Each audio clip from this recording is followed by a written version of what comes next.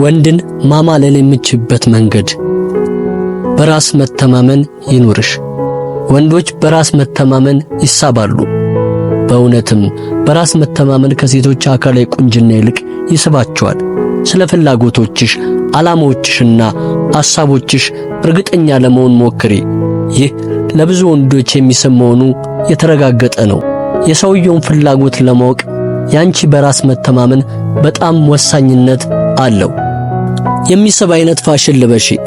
ሰዎች በመጀመሪያ ሰው ሲተዋወቁ የሚገመግሙት በእይታ ነው።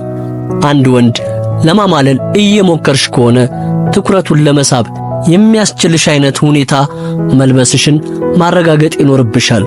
አስታውሺ፣ በራስ መተማመን ቁልፍ ነው። አንቺ ቆንጆ እንዳልሆንሽ ካልተሰማሽ ለእርሱ ቆንጆ አትሆኝም። በጅንስ ምቾት የሚሰማሽ ከሆነና ከቀሚስ ይልቅ ቲሸርት ከተመቸሽ የሚስብና አንቺን ቆንጅዬ የሚያደርግሽ ልብስ ልበሽ እንጂ ራስሽን የምሽት ጋውን ውስጥ ለመክተት አታስገድጂ። እንዴት በሚስብና በሚማርክ ሁኔታ መልበስ እንዳለብሽ የምታቂ ከሆነ ላንቺ ሰውነት የሚሆን እና የሚያምርብሽ ልብስ እንዲጠቁምሽ አንድ የልብስ መሸጫ ሱቅ ባለሙያ ጠይቂ። በራስ መተማመን ይኑርሽ። ወንዶች በራስ መተማመን ይሳባሉ። በእውነትም በራስ መተማመን ከሴቶች አካላዊ ቁንጅና ይልቅ ይሳባሉ። ስለ ፍላጎቶችሽ፣ ዓላማዎችሽና ሐሳቦችሽ እርግጠኛ ለመሆን ሞክሪ። ይህ ለብዙ ወንዶች የሚስብ መሆኑ የተረጋገጠ ነው። የሰውየው ፍላጎት ለማወቅ ያንቺ በራስ መተማመን በጣም ወሳኝነት አለው። በሌላ አነጋገር ያልሆንሽውን ለመሆን አትሞክሪ። ራስሽን ሁኚና ስለ ፍላጎቶችሽና ወኔዎችሽ ግልጽ ሁኚ። ተስፋ ሰጪ ነገሮችን አንብቢ። ተስፋ ሰጪ ነገሮችን ስሚ። ቀንሽን የሚያበላሹ ጊዜያዊ መረጃ ነው። ጊዜያዊ ወቅታዊ ነገሮች ናቸው። አየሽ፣ የኛ ሕይወት እንደ ፀሐይ ነው። ፀሐይ ጠዋት ስትወጣ ሁሉም ይጓጓል ለመሞቅ። እንዴት ደስ የሚል ፀሐይ ወጣ ብርሃኑ እያሉ ሁሉም ወደ ሥራው ይገባል፣ ወደ ትምህርቱ ይሄዳል። አንዳንድ ሰው ወንበሩን አውጥቶ ይሞቃል። ፀሐይዋ እንወዳታለን። ራስሽን ማሳደግ ትለምጃለሽ። ምክንያቱም ራስሽን በእውቀት ስታሳድጊ ከመላቢስነት ነፃ ትወጫለሽ። መላቢስ ሲሆኑ ሴቶች ምን እንደሚያደርጉ ታውቂያለሽ? ቤታቸው ቁጭ ብለው ቴሌቪዥን እያዩ ረጅም ሰዓት ተቀምጠው ከዛ ቀኑ ይደብራቸዋል። የሚገርም እኮ ነው።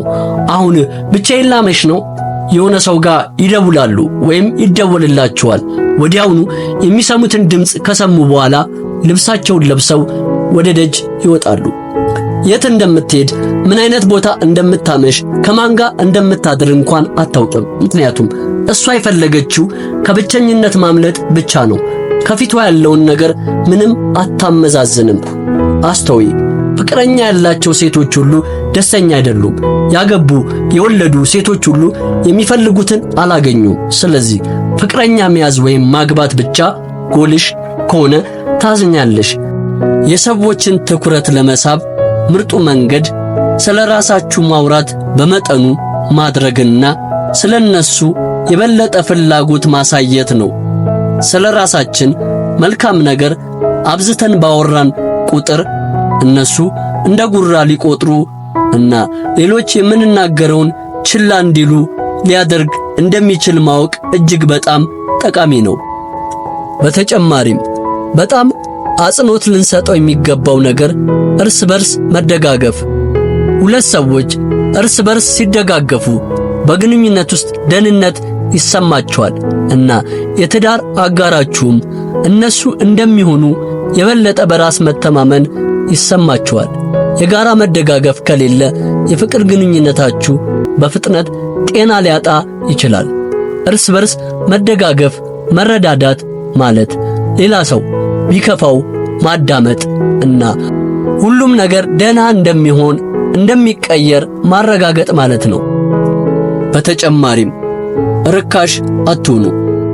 ማንም በሕይወታችሁ ልክ ዋጋ ይተምንላችሁ። እናንተ የሆናችሁትን ያህል ማንም የሚገባችሁን አይሰጣችሁም።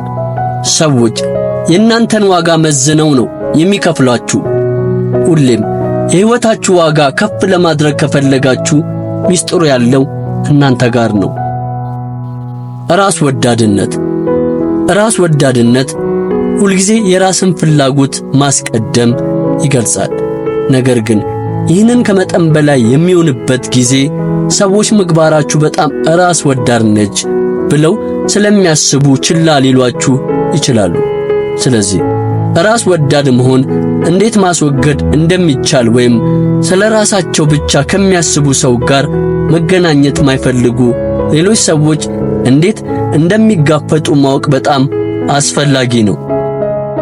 ትችት ሁልጊዜም ለምትወዷቸው ሰዎች መልካሙን የምትፈልጉትን እና ስተታቸውን ያለማቋረጥ ትነግራላችሁ። ይህ እናንተን የሚገልጽ ከሆነ ደግና ጥሩ አመለካከት ነው። ነገር ግን ይህንን አስተሳሰብ መለማመድ ሌሎችን ከልክ በላይ ለመተቸት ይመራችኋል። በተለይም በስተታቸው ላይ ብቻ ካተኮራችሁ። ምንም እንኳን ጥሩ ሐሳብ ቢኖራችሁ ትችቶችን ማብዛት እኔ ብቻ አውቃለሁ የሚል ስሜት ስለሚሰጥ በሁሉም ሰው ዘንድ ችላ እንድትባሉ ያደርጋችኋል። ባለጌነት የብልግና ባህሪ ብዙውን ጊዜ ሰዎች ከእናንተ አጠገብ የመሆን ፍላጎት እንዳይኖራቸው የሚያደርግ ነው። ሰዎች በጣም ሥራ ሲበዛባቸው ወይም በሕይወታቸው ውስጥ ብዙ ሌሎች ሰዎች ሲያገኙ ለሚያውቁት ጥሩ ባህሪ ለሌላው ሰው ቸልተኝነት የተለመደ ነው። በቶሎ አስጸያፊ ስብዕና መቀየር አስቸጋሪ ሊሆን ይችላል።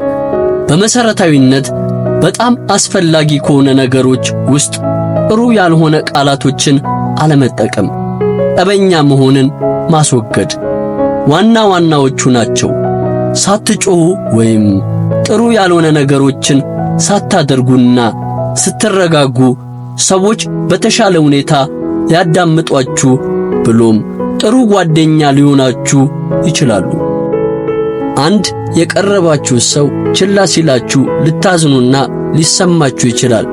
ለነገሮች ግድ የሌላቸው ሰዎች እንኳን ይህንን ችላ የመባል ስሜት ጥያቄ ይፈጥርባቸዋል። ሁልጊዜም ሰዎች ሌሎችን ችላ የሚሉበት ምክንያት አላቸው።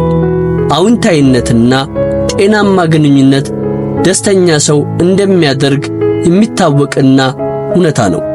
ያለማቋረጥ ችላ የምንባል ከሆነ ለራሳችን ያለን ግምትና ሌሎች ስለኛ የሚያዩበት ሁኔታ ላይም መጥፎ ተጽዕኖ ሊያሳድር ይችላል። በብዙ ሰዎች ዘንድ ችላ እንድትባሉ የሚያደርጓችሁ ስህተቶች አብዛኛው የሚከሰቱት ሳታውቁት ስለሆነ ነው።